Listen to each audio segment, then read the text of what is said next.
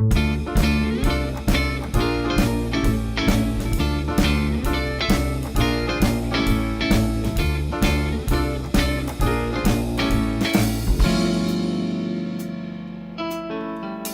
back to Real Clear Radio Hour, brought to you by the Competitive Enterprise Institute. I'm your host, Bill Frezza.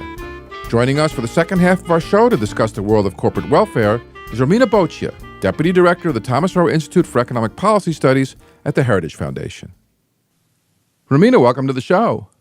Thanks for having me. Romina, in the first half of the program, we spoke with Michael Tanner from the Cato Institute, who walked us through the Ponzi scheme entitlement time bombs Congress has created with Social Security and Medicare. I know you've done a lot of work in those areas, but I'd like to focus our conversation on how Congress uses corporate welfare and cronyist regulatory schemes to milk businesses for campaign contributions. Start us off with a general inventory. What are the most popular forms of crony corporatism? What people are most aware of are things like direct subsidies, where businesses get money from government either through the tax code or through direct spending programs, like farm subsidies, for example, are one way, or the wind credit, where the government gives money to build wind farms. Mm-hmm. However, we've actually seen the largest growth in loan guarantees and government loans. Over the past 2 decades, federal credit programs have nearly quadrupled. They now make up more than $3 trillion in loans, and the reasons that they have grown is it's much easier for government to hide those kinds of subsidies because they don't show up in the budget at that amount. Beyond that, the things that are a little harder to measure are regulation and trade barriers. We've actually seen a reduction in direct trade barriers, basically protectionist measures that are trying to keep foreign competition out. That is in part due to organizations like the World Trade Organization. But instead, what the government has done has adopted more hidden regulatory schemes that are sold to the public as protecting us, providing consumer protections, but in the end, they only end up hurting especially smaller businesses, and they're often written by the large businesses that they are supposedly regulating. Another area that's well known, but there's actually currently a ban on it, are congressional earmarks. The most famous one there is the Bridge to Nowhere. But what has replaced them, since there's a ban in the Congress, are presidential or executive earmarks. So they haven't gone away. They're just happening in the White House now. They're happening through executive agencies, and lobbyists have quickly learned that they no longer want to target Congress directly. They want to go to where the money really is at and where the decisions are being made now. So K Street is now targeting executive agencies and presidential appointees to get their pork barrel funding. So it's still there, just Congress isn't in the game as much as before. Well, it's an entire business model between K Street and the various agencies. I know I got sucked into some of that back in my earlier days as a venture capitalist. I'm interested in what you said about loan guarantees. I didn't realize they grew that rapidly. Walk us through some of the bigger programs, and what happens if there's losses in those programs? Who makes up the difference? That's the problem, is that the taxpayer is on the hook for every loan that the federal government guarantees. You saw the big fallout during the financial crisis back in 2008 because actually the vast majority of these loan guarantees and loan supports are for homeowners. So your Fannie Mae and Freddie Mac, your government-sponsored enterprises, are backing most loans. And in fact, since the financial crisis, it's gotten worse. Almost every single loan that's originated since the financial crisis is backed by these government-sponsored enterprises, and the Treasury took them over in 2008, whereas before there was at least the illusion that these were private corporations that somehow had some entanglement with the government. Now they're basically government-run entities. The other large group of loans goes to students. Sure. That portfolio alone is about $1 trillion now, and that benefits a lot of banks and the U.S. taxpayers on the hook. And that is one area where we might see large-scale defaults, even though they can't file for bankruptcy. But there is a lot of talk in the political sphere to do loan forgiveness, for example, and the taxpayer would have to pick those up. There are a bunch of smaller loans that go to farmers and fishermen, small businesses, and exporters like Boeing, for example, or Caterpillar, that have loans backed by the Export-Import Bank, other companies like Pizza Hut that had loans backed by the Overseas Private Investment Corporation, or OPIC, in order to set up pizza franchises in Russia. Those are the kinds of things that the government backs. There are about 120 different credit programs, and the government is, to that degree, really one of the largest banks today, but they don't necessarily have the expertise to protect the taxpayer from wide-scale default. And in fact, we don't even measure some of the market risk that taxpayers are exposed to from these loans. So there's a lot of room for improvement. Well, it's a lot easier to write loans when you're lending out other people's money, right? You don't have to care as much about getting it back. What is it with the Export-Import Bank? That's been in and out of the news. What makes it so hard to kill? What makes it hard to kill is that the companies that benefit from Export-Import Bank financing, they are located in a wide variety of districts all over the country. So the vast majority of lawmakers have some stake in keeping these companies happy because they create jobs for workers in their districts and they provide campaign contributions. And so it really is a political animal. The way the Export-Import Bank works, it doesn't actually provide financing to domestic companies. It does the opposite. It backs loans for foreign companies to buy from domestic companies. So a foreign airline, for example, could get a loan backed to buy airplanes from Boeing. And Boeing is, in fact, one of the largest benefactors of this. But what this also means is that it hurts airline operators here in the United States. Delta, for example, sued because they're saying that by subsidizing loans for foreign airline companies, Delta ends up having to pay more for its planes, and it makes it uncompetitive. So we're shooting ourselves in the foot. On the one hand, lawmakers are arguing that the Export-Import Bank helps to keep jobs in the United States, and companies like Boeing have threatened that if Export-Import Bank support went away, they may have to set up shop in other countries in order to benefit from their export subsidies so they can keep getting those subsidies. So it's also those kinds of threats from big corporations that make sure that they keep lawmakers in line and keep their goodies coming. You know, not all of the unintended consequences are visible. Agricultural subsidies loom large in any calculation of corporate welfare, but what does the current farm bill cost not just taxpayers, but what does it cost us all in the supermarket as consumers? As taxpayers, the farm bill costs about $100 billion a year, or $500 billion over 5 years. The farm-related parts of that bill are actually very small. Most of that comes in the form of food stamps. So the farm bill combines urban and rural interests, and whereas the farm bill used to provide more support on the production side of farming, so direct corn subsidies and rice subsidies and those sorts of things, today most of the farm bill is on the consumption side, and that's why some of the biggest lobbyists for the farm bill are producers on the consumption side. So Kellogg, for example, the American Sugar Alliance, even the American Dental Association. I'm guessing they're thinking if people eat more sugar, they'll have more dental problems, and that will make dentists more money. But you've got Coca-Cola in there. Of course, you also have large agribusinesses like Monsanto, for example, and also energy companies, Exxon and DuPont, who benefit from corn subsidies and the ethanol mandate that makes them produce more corn than is wise both for the environment and the economy. But how this harms consumers, of course, is that it makes everything in the grocery store more expensive. Butter, for example, is one example where we also have trade barriers in place. We can't import more than 5% of our consumption needs in terms of butter from abroad without incurring very high import tariffs. And that keeps dairy prices high here in the United States. And that means that poor families end up subsidizing rich farmers by paying about twice as much for butter than they should be paying. So these are clearly programs that benefit large, well-organized, rich individuals and their businesses and really harm the American consumer. But then it's arguably lawmakers are offsetting that by handing out food stamps. And so what we have today is about 47 million Americans way more than the group of people that live under the poverty line who are on food stamps.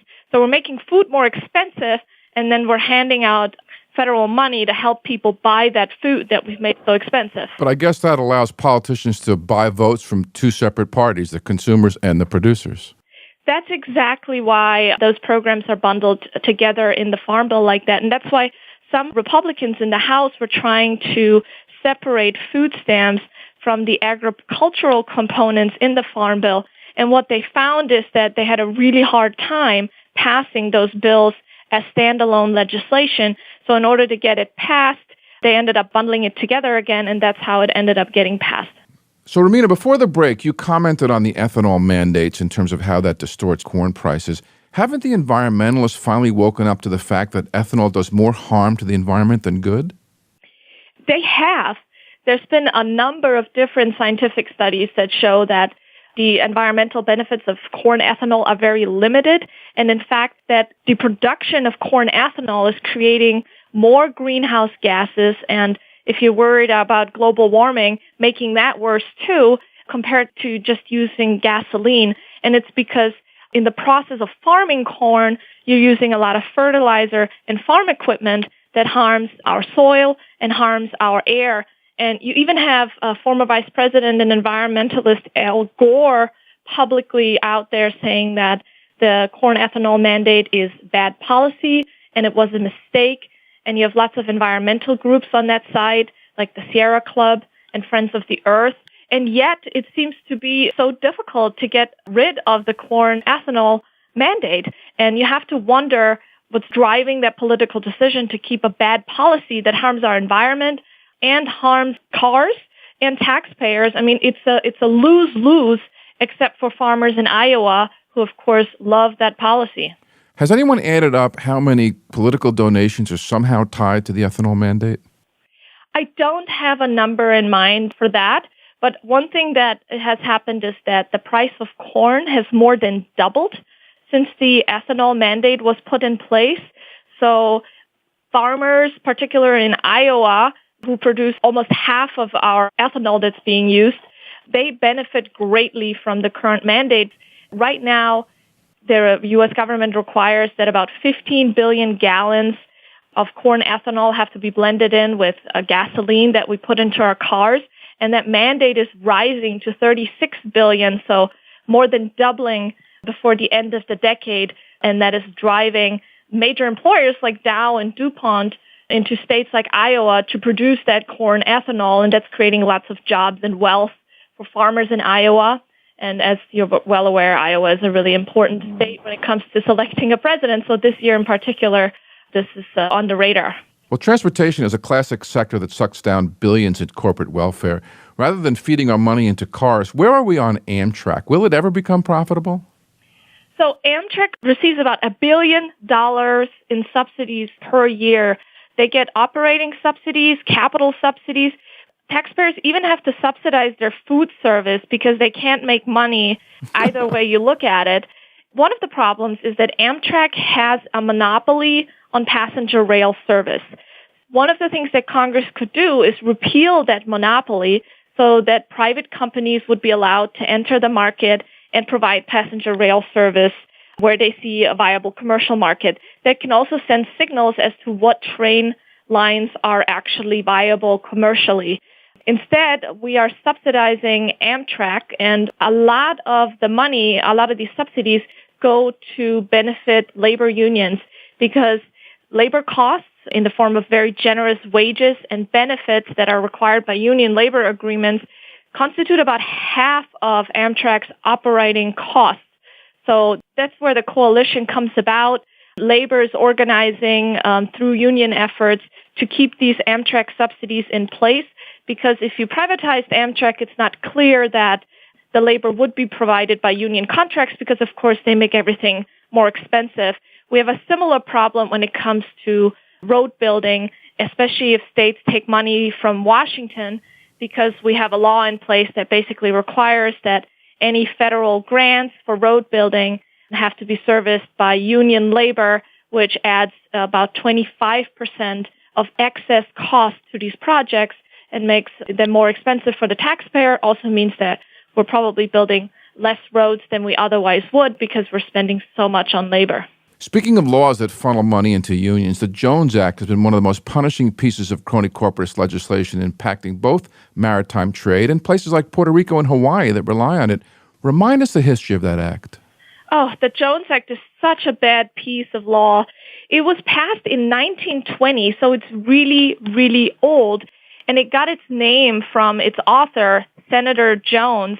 He, at the time, argued that the Jones Act was necessary to promote our national defense, but what was really clear is that he was trying to get competition out of the way so that shipbuilding companies in his state, in Washington, could take over their business, and that's exactly what happened. He wanted to get rid of the Canadian competition, and the state of Washington got a windfall from that. So he was acting in the interest of businesses in his state, and it's been hurting the country ever since. The subsidies have actually made American shipbuilding less competitive.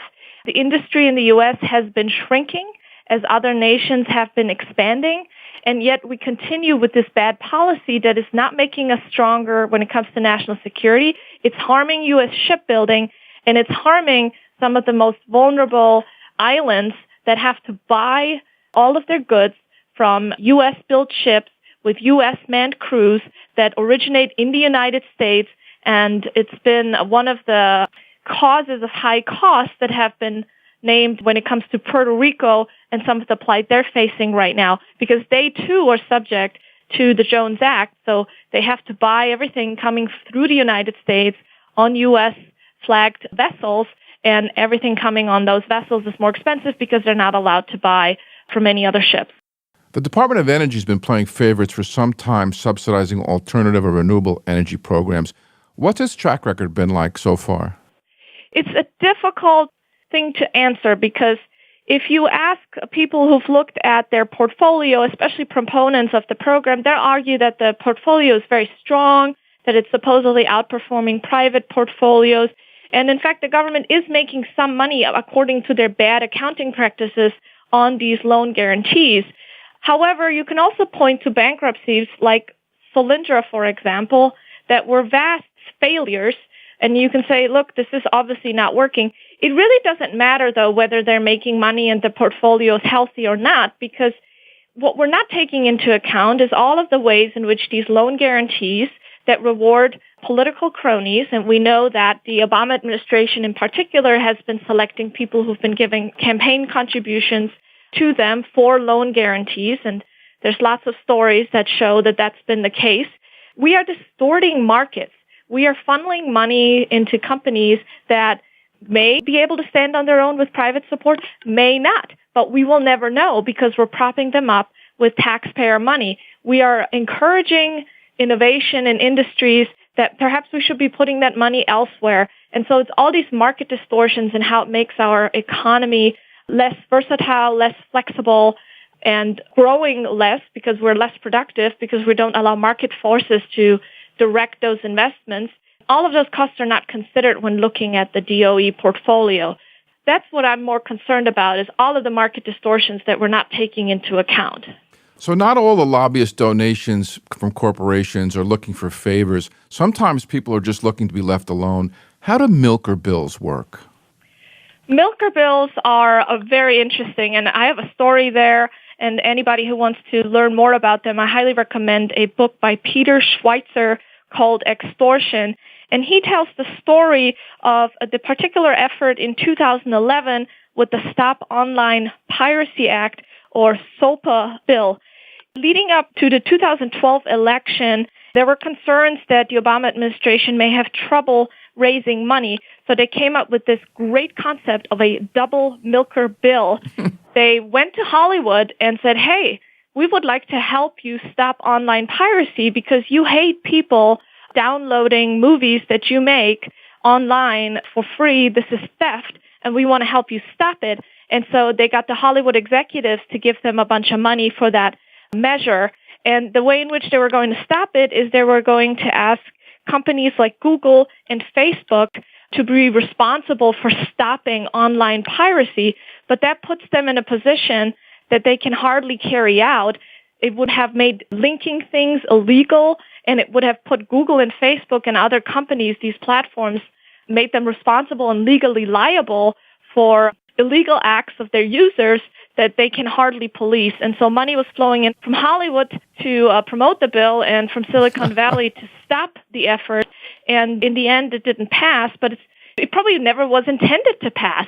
It's these kinds of bills that pop up right around election season, and they seem to be very directly related to bringing campaign contributions. And once they've done their job, they magically disappear. Then they show up again in the next election cycle. It seems like a wonderful combination of legalized graft and legalized protection money. Yeah, it goes both ways. And the system is such an integral part, unfortunately, now of the economy. Federal agencies are so involved in market decisions. It would be really interesting to see if all of this corporate welfare was eliminated overnight, what the economy would do. I would imagine that we would have much, much faster growth, because this is really hunkering down the economy and rewarding political cronies at the expense of otherwise productive companies.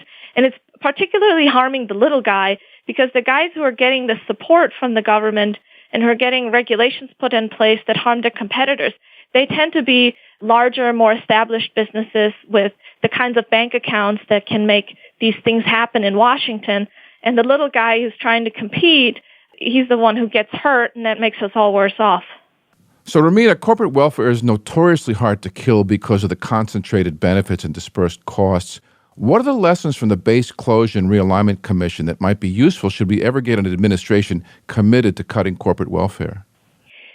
The lessons there are, if you remove it from the political process, you're more likely to have results.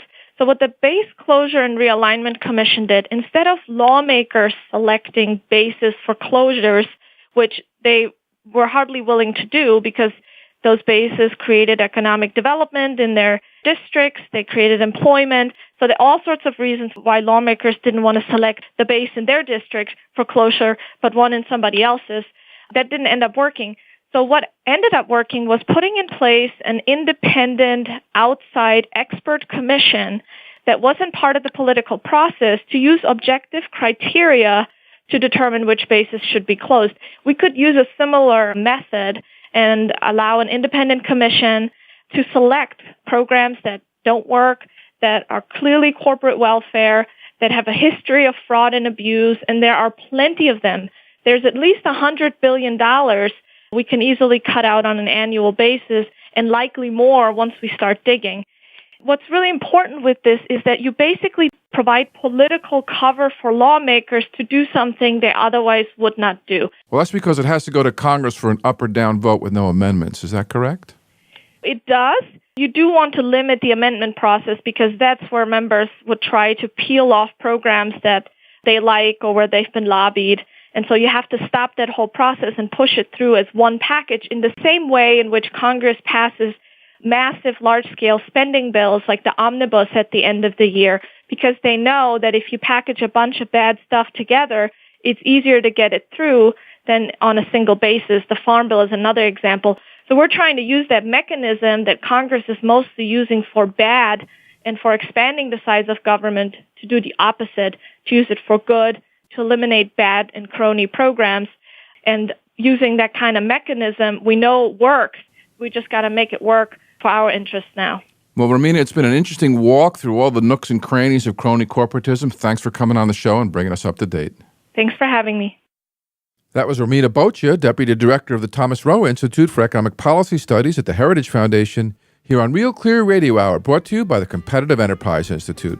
I'm your host, Bill Frezza. You can check out Real Clear Radio Hour on Facebook or follow us on Twitter at Real Clear Frezza. And while you're at it, take a look at RealClearFuture.com for daily updates on the next big wave of technologies. We'd like to thank our sponsor, Old Boston Restorations, for their support. Old Boston is a boutique property management company in Boston South End. Visit them online at oldbostonrestorations.com. That wraps up our show for this week. Please join us next week, same time, same station. See you then.